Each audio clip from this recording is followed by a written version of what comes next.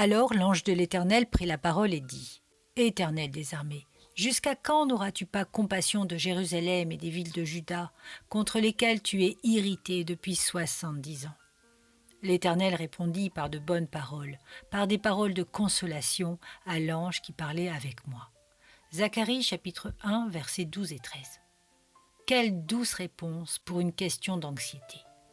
Cette nuit, réjouissons-nous en lui. Ô Sion, il y a de bonnes choses en réserve pour toi. Ton temps et ta peine prendront bientôt fin. Tes enfants seront ramenés, ta captivité prendra fin. Supporte patiemment la houlette une saison encore, et dans les ténèbres, confie-toi en Dieu, car son amour brûle à ton égard. Dieu aime l'Église d'un amour trop profond pour l'imagination de l'homme. Il aime avec son cœur à l'infini. C'est pourquoi ses fils doivent prendre bon courage. L'Église ne peut pas vivre dans l'indigence, elle à qui Dieu a fait entendre de bonnes paroles, des paroles de consolation. Que veulent dire ces paroles de consolation du prophète rapportées plus loin ? Je suis jaloux pour Jérusalem et pour Sion d'une grande jalousie. Le Seigneur aime tellement son Église qu'il ne peut supporter qu'elle s'égare avec d'autres. Et quand elle s'est ainsi conduite, il ne peut accepter qu'elle souffre trop longtemps ou trop durement. Il ne veut pas voir ses ennemis l'affliger.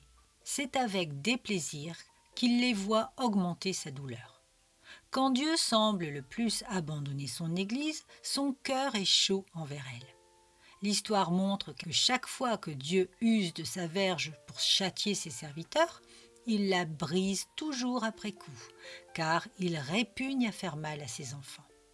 Comme un père qui a pitié de ses enfants, ainsi le Seigneur a pitié de ceux qui le craignent. Dieu ne nous a pas oubliés parce qu'il frappe. Ses coups ne mettent-ils pas en évidence son désir d'aimer ?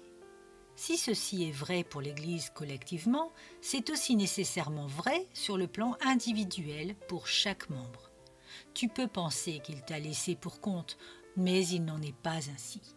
Celui qui compte les étoiles et les appelle toutes par leur nom, il n'y a pas de danger pour qu'il oublie ses propres enfants.